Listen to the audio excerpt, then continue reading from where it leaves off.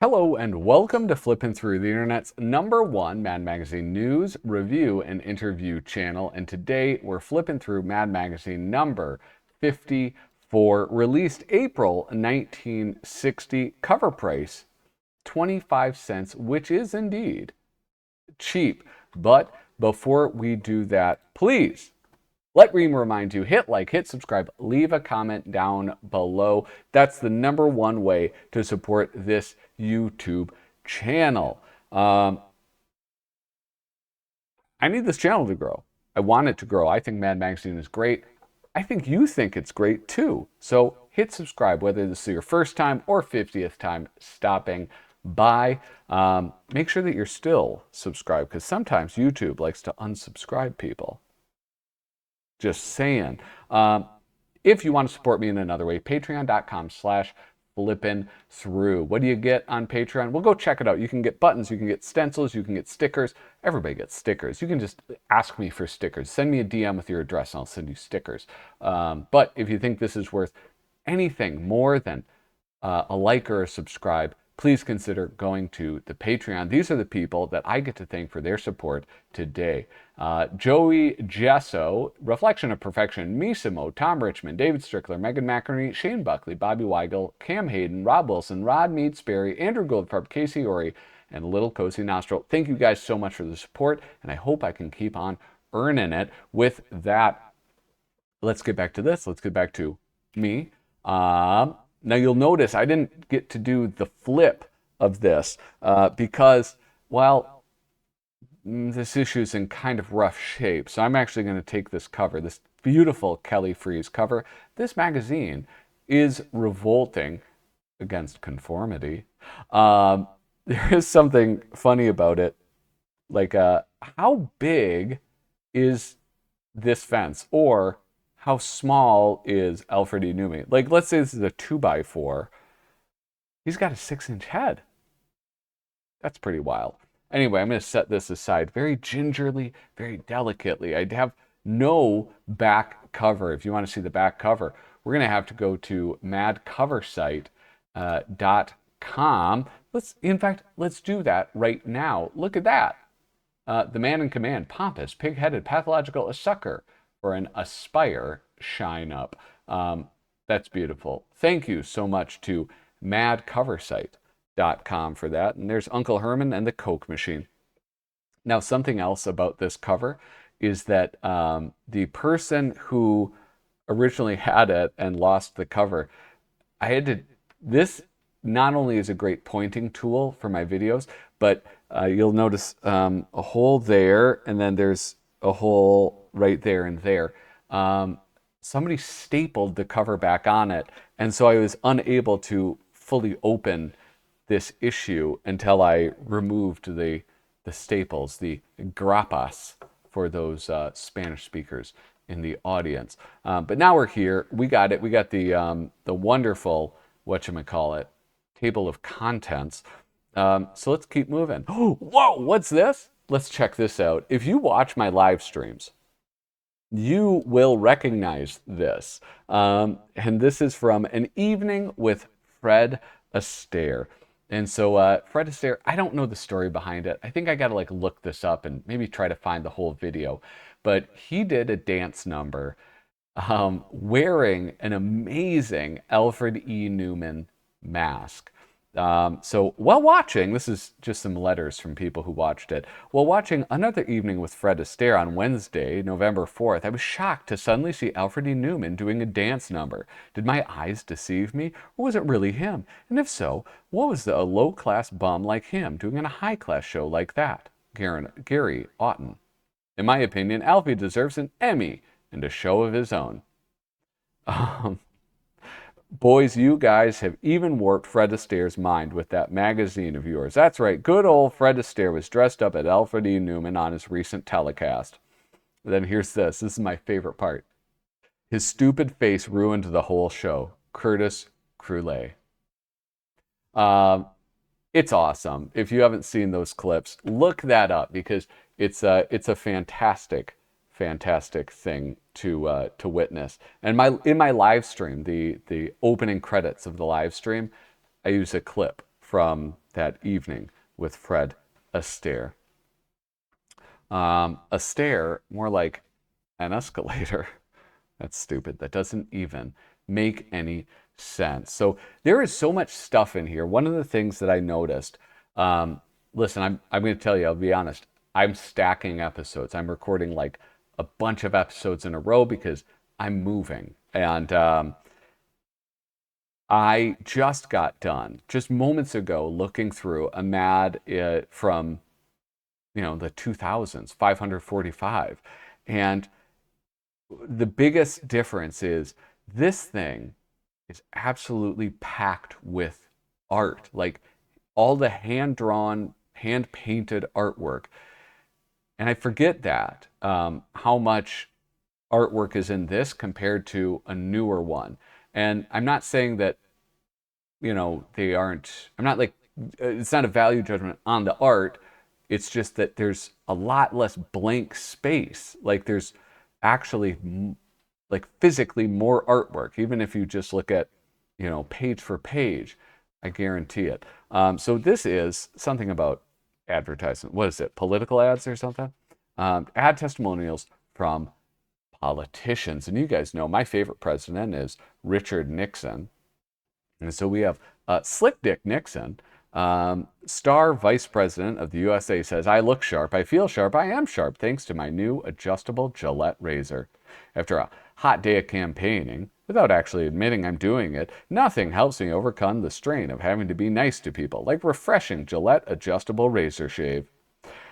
I set my blade angle to the adjustable Gillette razor at 5 for a medium beard. This clever move convinces any skeptics who may be watching that I'm really just an average sort of fellow." How does this work? How can you do that? Like, is it like how I do it? Like I have a beard trimmer and I just like leave a little like 5 o'clock shadow type thing? Is that what that is? Anyway, Gillette razor by Tricky Dick. In no time at all, I'm finished, except for the transfusion. My friends tell me that thanks to my new Gillette adjustable razor, I'm going to make the handsome president. I'm going to make the most handsomest president since Millard Fillmore. Anyway, that wasn't as funny as I was hoping. Yeah, he was great. He had that first televised debate with JFK, and the people who watched it on TV thought JFK won. The people who listened on the radio, who couldn't see him sweating, they thought Nixon won. So I think really what that means is, if you think about just the ideas, Nixon probably won that. He won the debate. He was the best. Here's the magician. Lately, our maddest artist, Don Martin, has been fascinated with magic. It all started when he got married and learned that the hand is truly quicker than the eye. Mainly, his wife started grabbing the mad checks before he even saw them. So here's some beautiful, there is something a little less impressive about magic when it's drawn. I like that. That's kind of cool, like showing that it's they're coming out of the sleeve, the way it is all fluttery and jiggly like that. And I didn't actually realize at first that this is all the same one. And he was just like that old gag of 3 kids wearing a trench coat to look like an adult. It was just animals looking like a magician. Here we have something really cool. Now, it's hard to get into this. This is, this is an example of what I was talking about with just filled to the brim with artwork, is things like this from Wally Wood, where you have, for lack of a better term, a splash page.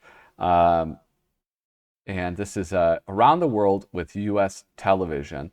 One of the cooler effects is this one, the effect using those horizontal lines to mimic a black and white television image. But, I mean, just look at all this stuff. It's like, it's so complex. And this dude would rip this stuff, not rip it, he would rip through this stuff. I mean, he's got pages in every single issue of Mad Magazine. Pages, multiple pages in every single issue of Mad Magazine. I wonder what an artist like him or any of these mad artists, what would they be like in the social media era? So this is Father Knows Best, basically. And they go through, and it's like the same thing, but for each thing. So I'm going to take, like, I don't know, let's say this panel right here, and you can kind of get the gist of it. Hi, Dad. Here's my average everyday teenage problem. Yesterday, I robbed a gas station, drove off in a stolen truck, and crashed into a police car. I was caught, and now I'm out on bail. And next week, I expect to be sentenced to 5 years in prison. Dad, what can you do to help me? Don't worry, Buzz. I'll not let you down. An intelligent TV father is a close friend to his son during a trying teenage years. So the day before you leave for prison, you and I will go out in the back and play catch for a half hour. Here we have a Potter is best informed in England. Hello, Governor. Had a bit of a problem. Today I went to a petrol station and bashed the attendant so hard he dropped his cup of 4 o'clock tea. Then I robbed him of £250 and 6 shillings, set fire to the place, kicked 2 bobbies who seized me and threw me in inkwell at the magistrate, who sentenced me to do 5 years in gaol. I don't know that one. Whatever shall I do? What shall you do, Herbert? Why, you shall serve the 5-year sentence, and be thankful it's not 10. Imagine forcing a man to drop his cup of 4 o'clock tea. Preposterous. Here we have les pères.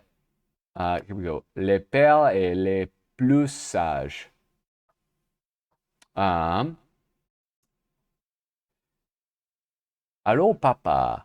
I have the teenage problem. Namely, you are my teenage problem. How do you expect moi, a boy of 17, to find the right girl to marry when my papa dates every one of my girlfriends? Excusez-moi, Henri, but of course you are right. I have behaved terriblement. Imagine moi, a grown man with the wife and the 3 children, acting like un fool. I promise that from now on I will act like one Frenchman of dignity with a duty to his family and his community. Henri, go out with any girl you like, and I will no longer interfere. Just stay away from the maid. She is mine. Those French lovers. How about this? This is from Japan. Honorable father is wisest. Oh, daddy-o. I got no problem. I can't do that. I've got no problems. Let me give you some Americanized skin anyway. Hey, man, did you dig Willie Mays winding up last year with a .310 batting average, and old Fabian coming up with another smash R&R disc? And man, what about the Crazy Weld's latest flick? Crazy. Honorable son who has adopted the ways of Western world. Anyway, I'm not going to keep doing this. This is very hard to do. But look at this artwork. Chock full. And then there's another. It's in Russia. And it's probably terribly offensive. Maybe even more offensive than the Japanese one. Japanese one wasn't offensive, actually, at all. It was only offensive when I tried to do the accent. I'm going to keep pushing through with this. But again, like, look at these panels. It goes all the way, full bleed, all the way out. Educational billboards. General Cornwallis, who surrendered at the... I don't know what... do you want me to read this? Okay, fine, I'll read it. Everybody's going around these days claiming that an educated America means a stronger America. But nobody seems to be doing anything about it except our dedicated school teachers and MAD magazine. Our dedicated school teachers seem to be doing everything they can to help the situation, and MAD seems to be doing everything it can to hinder it. Actually, we at MAD feel that Madison Avenue could make a significant contribution toward a more informed public by merely slipping scientific, mathematical, and historical facts to us cleverly, like, for instance, in these educational billboards. General Cornwallis, who surrendered to the Continental Army at Yorktown in 1783, never had the fun of saying, "Have a Coke." In 1526, Galileo proved that bodies of dissimilar weight will fall at the same uniform speed within a vacuum, so fill up with Texaco. Now, RCA Color TV for 1960, which happens to be 6 years after the signing of the Baghdad Pact, 13 years after the inauguration of the Marshall Plan, 16 years after the signing of the Dumbarton Oaks Treaty, and 32 years after the Sacco-Vanzetti trial. So see your local RCA Victor dealer. Get the honest taste of a scholarship award, LS, MFT. Learned students merit further training. And while you're studying, smoke Luckies. I don't know, it's just kind of a fun one. Now, I don't know if you noticed who this is. I noticed instantly because I am a student of Dave Berg. And this was peak Berg. All right. I will die on this hill. I will die on this hill. I don't know what else to say. America is getting soft. And look at here, we have this lovely thing. Ancient history tells us that Rome became the most powerful empire in the civilized world. And then the Romans stopped walking and took to riding about in conveyances. As a result, the self-indulgences such as this, the Romans became soft and fat, and so they were easy pushovers for the lean and hungry barbarian invaders from the north. That's true. And so here is America getting soft.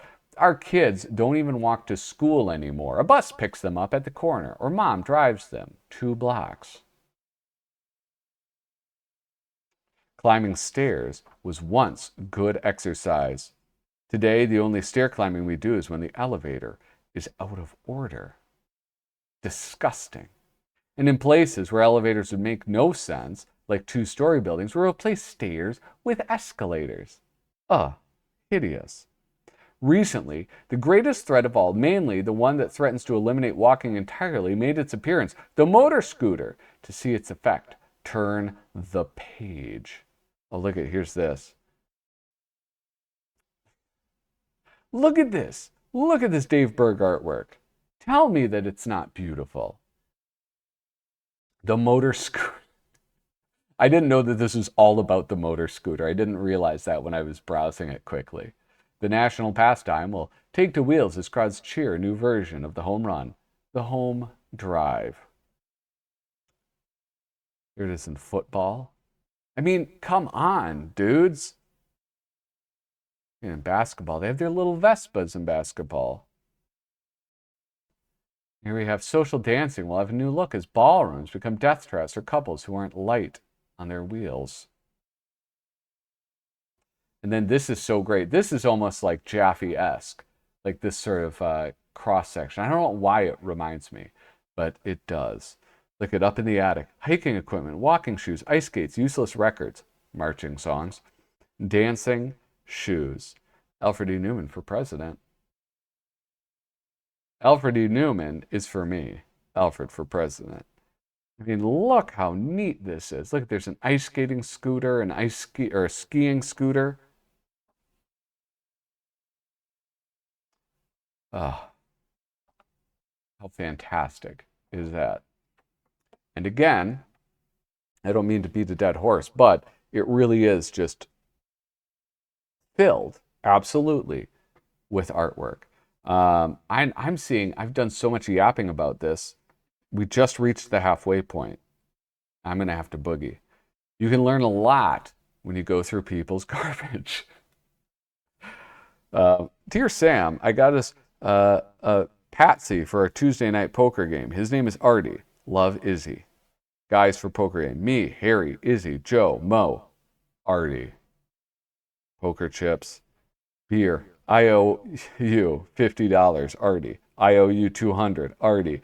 I owe you old idiot. Bourbon whiskey.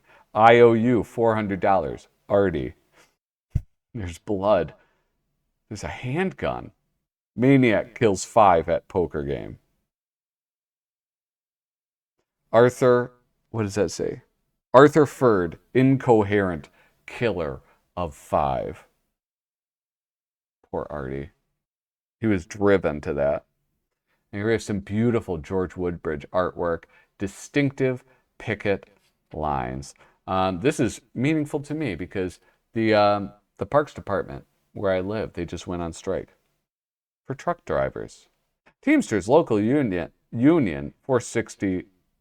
I'm not going to read. I'm done reading. I'm sorry. Too many mistakes. just appreciate these beautiful faces by George Woodbridge. This is interesting, though, because it's not his sort of like fat-cheeked people. This is a different type of person that George Woodbridge was drawing. And I like it. I like it. But it's hard not to like George Woodbridge. We're striking for more money, plus shorter hours, plus 6 weeks vacation, plus a contract of 47. Absolutely outlandish demands in small type, which ought to force this outfit into bankruptcy in no time. Optical Workers Union. I like that. And then college professors. Us eggheads deserve a better deal. Neuman. And then My Fair Ad Man. Now, I'm going to skip over this My Fair Lady spoof. It's beautiful. It's wonderful. But, I mean, it would take way too much time to go over. So, apologies. Apologies for that. Mail by missile. You know, I'm sure this was meaningful in some way. I guess maybe ICBMs were just coming into use. This is 1960, so like we already have Werner von Braun, the Nazi missile guy. So yeah, that's kind of fun. Anyway, The Hero by Don Martin. Hark, a lady in distress.